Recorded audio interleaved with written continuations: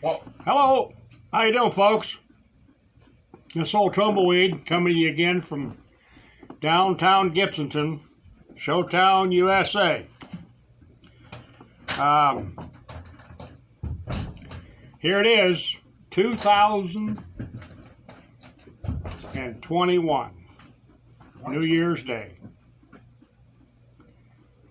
And, well, I tell you, it's been quite a year.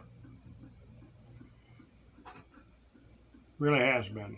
With all this COVID going around and everything and people passing away, I just lost two friends here a couple of days ago. This video here is going to be a little different. You know, I told people I'd tell you a story. But, you know, I was in the carnival business for 50 years. Actually, more than that. I started out when my stepfather got a job. You know, I told you he come and got us and took us on the circus. And anyway, before he went in the circus, he got laid off, fired, whatever, quit. But anyway, he got a job on a circus down in Arizona. It was called a C-Brand Circus. C-Brand show is what they called it. I must have been maybe 10, 11. And I got a job in the girl show. This is kind of a unique job because I was selling boxes of saltwater taffy in the girl show. I had a string around my neck with a table on my belly. And I'd walk around and sell this candy to all these men in this girl show. Now, I got it pretty well educated fast about the world. But one thing I learned, though, they was selling this candy for 10 cents. But in this box of candy, they'd hold up a watch. Now, this watch, what we used to call the block watch. In other words, it was just pretty. It didn't really work. I mean, it did. It only worked. Don't get it wet, because it wouldn't last long. But it was pretty. So the owner of the show would put a watch in a box, and he would mix these boxes up, and he'd tell all the audience that there's a watch in this box. Well, in the meantime, he took me back, and he explained to me how this works. He says, now, every show, we start to sell this watch, this box of candy, and I ballyhoo the watch. You sell it to a man with a red hat back there, or a blue hat, or a cowboy hat, whatever, some way to mark him. Because we can't afford to get rid of this watch. It makes us too much money. Anyway,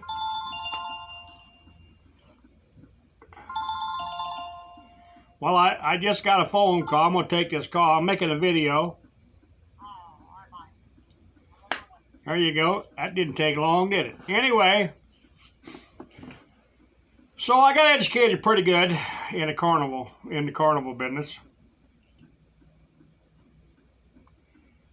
But I think you guys probably hear about what happened, you know, where we finally he got fired in the carnival. We went back in the circus. Well, then we jumped around the country and we ended up back in Sarasota. And then, of course, I went to reform school. I told you that. I got out of reform school. I went out west, got a job on a ranch. Finally met this girl down in Sarasota, and we run off back up here and we got married. Told you about all that. Well, then, one day I was working. I got a job. I was making $1.25 an hour in this, actually it was $1.50 an hour because I learned to weld. And it was in the Western Land Roller Company in Hastings, Nebraska. The factory had been there for over 100 years, and I didn't know how to weld, but they said, look, we'll teach you. So they give me $1.50 an hour because I was welding. Everybody else getting $1.25 an hour. Well, that was good. Well, they teach me how to weld. Something that I have really used my whole life. I mean, I've used it every month of my life. I've welded something. Well, so I encourage all of you young folks, anybody watching this thing, especially the men, and I guess the women now, learn how to weld. Learn how to do plumbing work. Learn how to change your own spark plugs, change your own tires, fix your own tires if you can. You really need to learn stuff in life when you're young so you can use it when you get old. And that's what I've done. I mean, I've got several lists of things that I can do. I mean, all the way from sewing a button on to welding a hitch on a truck, changing the lights, rewiring a house, sawing with wood. Just a lot of stuff you learn in life. And anyway, so this story is going to be a little different than normal. But I was working, and Carnival come to town. Had a sign in there in the window there in the office that help wanted. Boy, I went up there and knocked on the door, and I said, I want to apply for a job. He said, well, what can you do? I said, well, I never have worked no rides or nothing, or no games or nothing, but I can weld. Oh, wow, you're a welder? Yeah, I'll put you right on. He says, we're going north. I said, well, I'm married and got a couple kids. Actually, yeah, I had a couple kids, right. No, we didn't have any kids, excuse me. We didn't have any kids. So, Pat, she was working in a nursing home. Take care of old folks. And I come in and told her, I said, hey, I got a job and I'm leaving town when the Carnival leaves town. Oh, she had a fit. She wasn't going for that. She wasn't going for that. Well, I just bought a 1948 Dodge pickup. I said, well, honey, I'm leaving town Saturday night. You coming? She said, I ain't coming. I said, okay. So Saturday night, or Sunday morning, and we worked all night, tearing down like they did, worked all night. Sunday morning, I'm there with my stuff packed, and we hit the road. Our next spot was Sioux Falls, South Dakota. And so I went up there and went to work, and I'm making $35 a week. That ain't very darn much money. But he said, look, if you do extra jobs for people, on the show here, you can make extra money. Putting on trailer hitches, welding different things up. So the first extra job I got was working for Emmett and the Alligator Man and Priscilla, the Monkey Girl. And they had a trailer, and in this trailer was a giant anteater. That's right.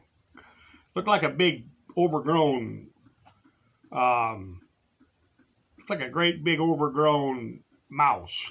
Big old rat. Big nose, but it was an anteater. He had got this somewhere and put it in his trailer, and it had beat out the back of the trailer. And he wanted me to fix that. So I got in there with this anteater, and they tied the anteater up, and I went to fixing the trailer. I fixed it all up. But I kept looking around at these Carnival people. And I'm seeing that, I'm living in this truck, and they're living in these campers, I mean, not campers, they were trailers. Long string. I said, boy, that's a different world. But these people all have games. They're all working in the games. So I kind of like getting them games. So, I know how to do it, though. Didn't know how to do it. So I met this guy who was a real sharp agent. He was an agent. And he sold trick cards. And that's how he made his living. He sold trick, and he talked me into taking my money and building a game. The most stupidest game I ever built in my life. And what it was took a cigar box and then make a hole in the top of it, and then take a marble and put the marble on your nose, and then look down and drop the marble in the hole.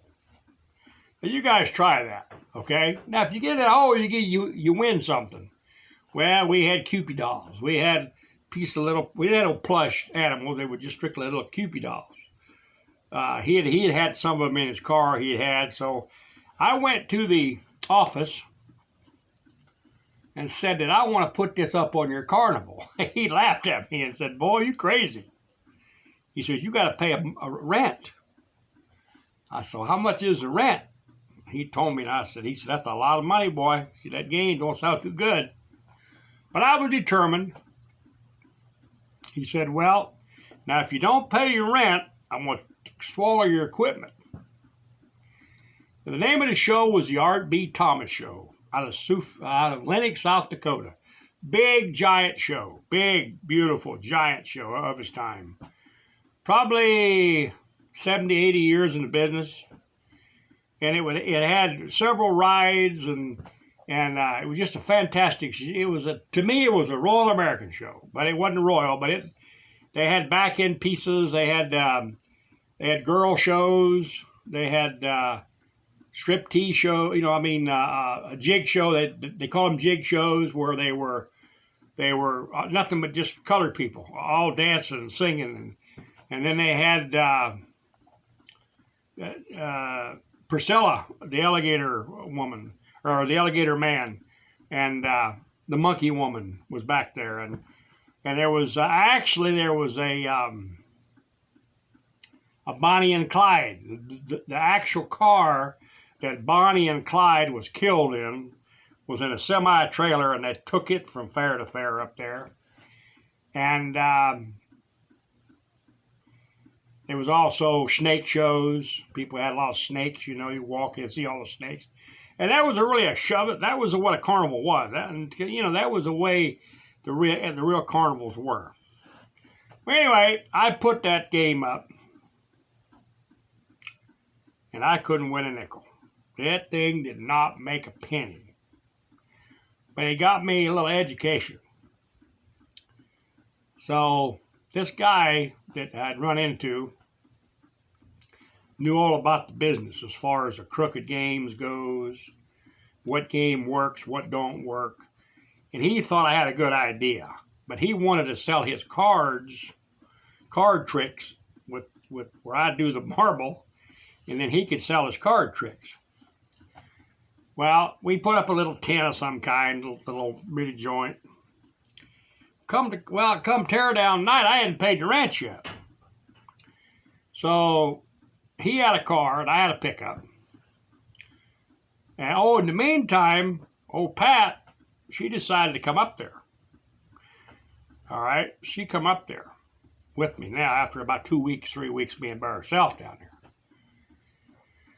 Well, she was pregnant with Donald, my first boy. So she came up there and got a job selling tickets, but not on that show. Anyway, tear down night, we put everything in this truck and his car, and we boogied. We took off. Now back then they had a book called The Billboard. It was called The Billboard, and it was still in existence today, but it had all the carnival route, circus route in it, and every week it came out. And if you wanted to go somewhere, you look at a billboard, the AB they called it, and they would tell you where different shows was at. And also, if you want to write a letter, you could write a letter to the AB out of Nashville, and they would publish it in this book, in this magazine, and it'd say, John Doe from Kokomo wants to get a hold of Bill Wilson or whatever, Here's a phone number. It was really a great magazine, and it was really a great carnival magazine, circus magazine. It was our Bible, actually. So anyway, he had a billboard, so he had different shows in the area. He knew where they was at, carnivals. So I kind of tagged along behind him. Well, we got this one show up in Montana, or up in, it was up in Montana, close to the Canadian border. I don't know what the name of the town was. We both got a job working in a joint, in a game. And Pat Pat wasn't there. She was in Wolf Point, Montana, having a baby. I left her down there, and she was in this Indian town called Wolf Point, Montana, up there where Custer got it. It was the Battle of Little Bighorn. She was having a baby. Well, back then they kept you 4 or 5 days after the baby's born. Today, I guess they get you in and get you out. Well, anyway, so we're up there.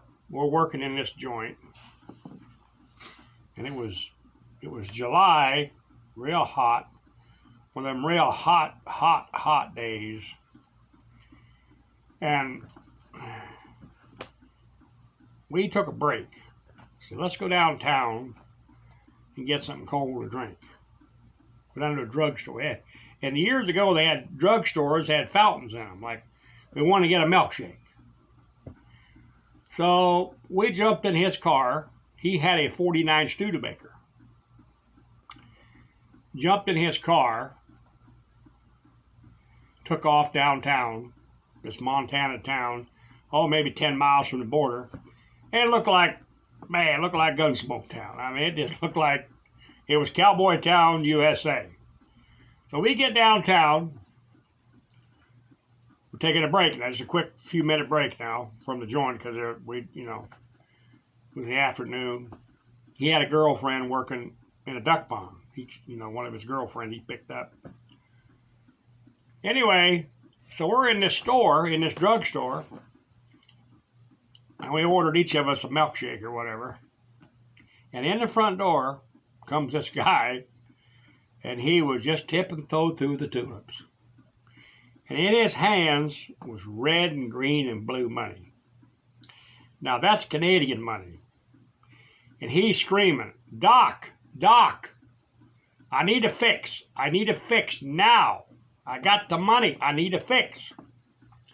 Well, he didn't realize that the drugstore man was not the doctor. He was just a druggist.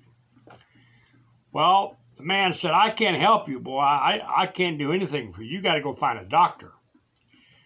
So we was pretty well tapped out, me and this guy. We was working as an agent.